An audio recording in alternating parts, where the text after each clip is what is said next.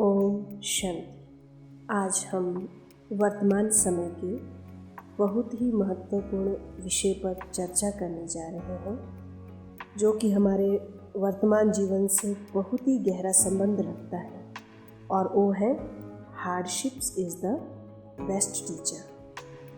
कठिनाइयाँ सबसे अच्छी शिक्षक होती हैं, या कहे कि जीवन का नाम ही कठिनाइयाँ है।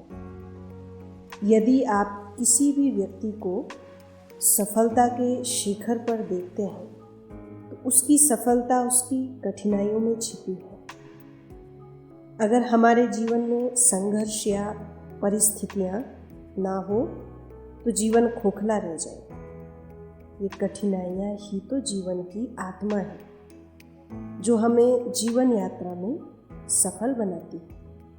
आज के समय में आपके सामने कई प्रकार की समस्याएं हो सकती हैं, जैसे कि सबसे पहले अपने मन में चलने वाला द्वंद्व, संघर्ष, जीवन में क्या करूं क्या नहीं, और अगर उसकी समझ आ भी जाए कि मुझे ये करना है तो दूसरी समस्या खड़ी हो सकती है, जैसे फाइनेंशियल प्रॉब्लम हो, उससे गुजरना पड़ सकता है, या फिर आप जो कुछ करना चाहते हो उसमें परिवार का सपोर्ट नहीं मिल पाता, या कई बार स्कूलिंग अच्छी ना होने के कारण पढ़ाई में भी प्रॉब्लम हो जाती है, या गलत संग में आकर के जीवन का डायरेक्शन जो है गलत दिशा में चला जाता है, और जब तक समझ आती है उससे बाहर निकलना चाहते हैं तो बहुत कठिन लगता है। परंतु अगर आप जीवन में कुछ करना चाहते हो तो कुछ भी असंभव नहीं है।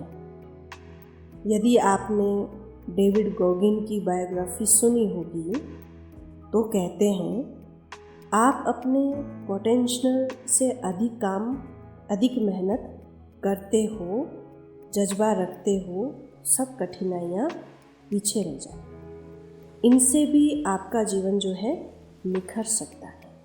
डेविड का बचपन बहुत कठिनाइयों से गुजरा। खेलना, पढ़ना, लिखना और बच्चों की तरह से उनका बचपन नहीं गुजरा। जब वो 6 वर्ष के थे तो उनके पिता रोलर डिस्को चलाते थे, तो उनके पास स्टाफ नहीं था, तो घर के लोग ही काम करते थे। तो डेविड गोगिन की जिम्मेदारी सफाई करने की थी। देर रात तक, जब तक गेस्ट चले जाते तो उन्हें वहाँ सफाई करनी होती थी। सफाई करना तो ठीक था, परंतु कई बार सही से काम न होने के कारण उनके पिता उन्हें और उनकी माँ को तब तक पीटते जब तक वो खुद न थक जाते। देर रात काम करने के बाद ऑफिस में ही बार के नीचे सो जाते और सुबह वहीं से स्कूल चले जाते। तो स्कूल में नींद आती तो टीचर्स की डांट सहनी पड़ती। कुछ समय बाद उनकी माँ उनके पिता को छोड़कर ब्राज़ील चली गई। गोगिन भी साथ में गए, तो वहाँ गरीबी का सामना करना पड़ा। जब खाने की समस्या खत्म हुई, तीसरी कक्षा में पढ़ रहे थे, तो बुरे दौर का असर उनके दिमाग पर पड़ जाता। तो स्कूल में कुछ भी समझ नहीं पाते, टीचर्स उन्हें डांटते। साथ में ब्लैक अमेरिकन होने के कारण लोगों के बुरे व्यवहार का सामना भी करना पड़ता, परंतु उन्होंने फिर भी गलत रास्ता नहीं अपनाया और ग्रेजुएशन पूरी करने के बाद यूनाइटेड एयरफोर्स ज्वाइन करने लगे, परंतु ग्राउंड टेस्ट में रह गए। फिर थोड़ा गलत डायरेक्शन हुआ, तो जब वो 24 साल के थे तो उनका वजन 134 किलो का हो गया। रात को रेस्टोरेंट में काम करते थे, सुबह अनहेल्दी नाश्ता करते, फिर सोते, उठते, खाते। तो ऐसा करते अन्य अमेरिकन की तरह ओबेसिटी का शिकार होने लगे। एक दिन नाश्ता करते हुए यूनाइटेड स्टेट नेवी सेल के बारे में उन्होंने टीवी में डॉक्यूमेंट्री देखी, तो जिससे उनको ये सोचने पे मजबूर किया कि उन्हें जीवन में कुछ और करना, ये उनका जीवन नहीं हो सकता। परंतु नेवी सेल का मेंबर बनने के लिए दुनिया की जो टफेस्ट फोर्स मानी जाती है, उसके लिए वजन 86 किलो चाहिए, पर वो तो 134 किलो के थे। परंतु उन्होंने 3 महीने के अंदर ये सब करके दिखाया, दृढ़ निश्चय से ये करके दिखाया। जिस काम को हजारों में से एक व्यक्ति कर सकता था, वो उन्होंने किया। तो हार्डशिप हमें सेल्फ फेथ सिखाती है, अपने ऊपर विश्वास, जीवन में हमें कितने भी बुरे दौर से गुजरना पड़े, परंतु अपने अंदर ये विश्वास बनाए रखना कि ये बुरा वक्त भी गुजर जाएगा।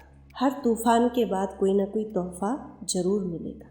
जैसे सोने में स्वर्णिम आभा उसके तपने, पिघलने, पिटने के बाद ही आती है। कोयला हीरा तभी बन सकता है जब वह उच्च ताप और दाब की प्रक्रिया से गुजरता है।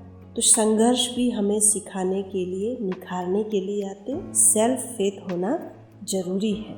डेविड गोगिन बचपन में बाप के टॉर्चर, टीचर्स का, दोस्तों का या लोगों का टॉर्चर, पढ़ाई में कमज़ोर होने का डर, इन सब को पीछे छोड़ा और अपनी ट्रेनिंग पूरी की और आज हजारों युवाओं के लिए को आदर्श बन गए। तो सेल्फ फेथ हार्डशिप से ही सीखने को मिलता है। अपने ऊपर विश्वास बनाए रखना बहुत ज़रूरी है। दूसरी बात, हार्डशिप हमें सिखाती है कि हमें सपने वो पूरे होते हैं जो खुली आंखों से देखे जाते हैं। हमें अपने जीवन के सपने व लक्ष्य को नहीं भूलना चाहिए। कई बार लोग हार्डशिप में ही लगे रहते हैं और अपने सपनों को भूल जाते। सपने खुली आंखों से देखेंगे तो हार्डशिप नहीं लगेगी, बल्कि शिप की तरह आगे बढ़ाएगी। जैसे डेविड कठिनाइयों के बीच होते हुए छोटी सी डॉक्यूमेंट्री देखने पर फिर से अपने सपनों को पूरा करने लग गए और सफल भी हुए और कई रिकॉर्ड्स भी बनाए। इसलिए हमें अपने सपनों को कायम रखना चाहिए और उन पर कार्य करते हुए आगे बढ़ना चाहिए। एक और बात हमें हार्डशिप सिखाती है कि मुश्किलों में डिटर्मिनेशन को कैसे अपने अंदर कायम रखा जाए, क्योंकि दृढ़ता के बिना जीवन का लक्ष्य प्राप्त करना नामुमकिन है। आप जो पाना चाहते हैं, करना चाहते हैं, डिटर्मिनेशन के बल से ही कर सकते हैं। दृढ़ता हमारे अंदर हमारे सपनों को पूरा करने में सक्षम बनाती है। कठिनाइयाँ दृढ़ता को बनाए रखती हैं और दृढ़ता से ही हम अपने सपने पूरे कर सकते हैं। और सबसे बड़ी बात हार्डशिप से हमें सीखने को मिलती है कि सही समय पर सही निर्णय लिया जाए तो जीवन सरल हो सकता है। अगर डिसीजन सही नहीं होगा तो जीवन गलत दिशा पकड़ लेता है।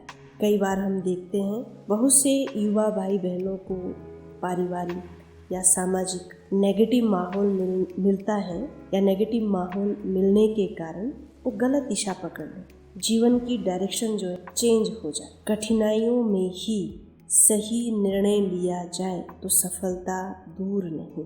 डायरेक्शन और डिसीजन को सही रखना बहुत जरूरी है। इस तरह से जो कठिनाइयाँ हमारे लिए वरदान बन सकती हैं अगर हम उनसे हारे नहीं, कुछ सीखें, घबराए नहीं और जीवन में आगे बढ़े। और इसमें राजयोग मेडिटेशन भी हमें यही सिखाता है कि संघर्ष के बीच हम अपने आप को स्थिर कैसे रखें और सही डायरेक्शन को पकड़कर आगे बढ़े तो सफलता के मुकाम को प्राप्त कर ही लें।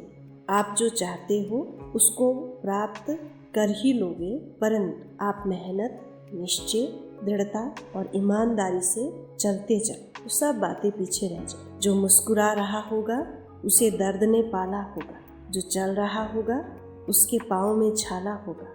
बिना कठिनाइयों के इंसान चमक नहीं सकता, जो जलेगा उसी दिए में उजाला होगा।